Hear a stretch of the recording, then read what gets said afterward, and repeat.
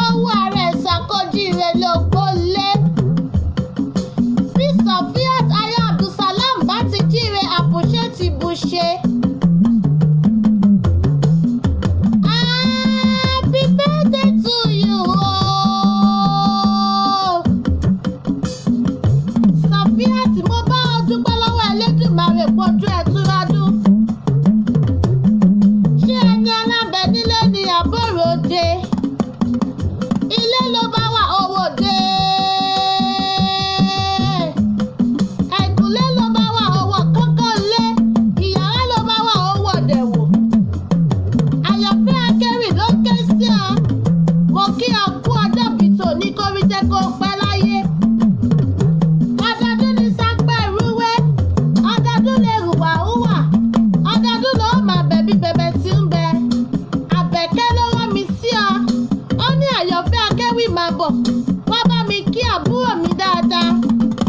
Onílọ́jọ́ bí rẹ kò ní jẹ́ ọjọ́ ẹkún fún wọn. Mo ní òkú ọjọ́ bí tòní tó bá ọ láyé.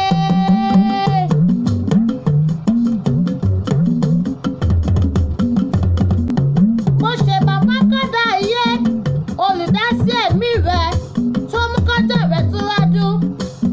Lónìí mo rí ibà. Lónìí mo rí ibà. Lónìí mo rí ibà lọ́dọ̀ Elédùmarè àtẹrẹrẹ kárí ayé.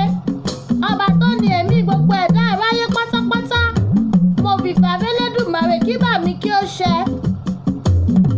Ẹni ọlá o, mo bá ọ dúpẹ́ lọ́dọ̀ Elédùmarè nítorí ọjọ́ tòní tó bá ọ láyé àti láàyè ara rẹ.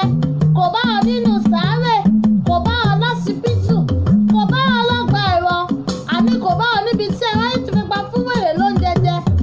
Ọpẹ́ ló yẹ Elédùmarè ọba lókè. Jẹ́ kí n bá ọ délùú bàbá tó bí ọlọ́mọ gangan. Mo súnmọ́ ba níwọ̀n ẹ̀wẹ̀fà, mo jìnnà sọ́ba nígbọ̀n ẹ̀gbèje. Sofiat ọmọ wọn níjẹ̀ṣà ni mo ń ké sí. Ìjẹ̀ṣà nínú bàbá tó bí ọlọ́mọ gangan. Ṣèbí Ìjẹ̀ṣà ní sọyè sí èrè o. Ìjẹ̀ṣà ní mọ̀rẹ̀.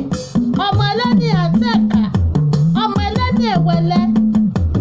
Ìjẹ̀ṣà onílò náà. Ilé lọ́lú ọwá tí múná roko. Àṣeyí ṣàmọ́dún o. Aya Hafiz Abdulsalam. Ìgbà ọdún kan ni fún ọ. Òkú ọjọ́ bí tòní o. Òkú ìyèdún. Mo bá ṣèyí ṣàmọ́dún. Àṣàmọ́dún ṣe púpọ̀. Ọdún ire ló máa ṣe. Àtẹ̀pẹ́ ló tẹ̀lé yí pé òní fojú sunkún ọ̀pọ̀ àtọmọ. Àrídùn ló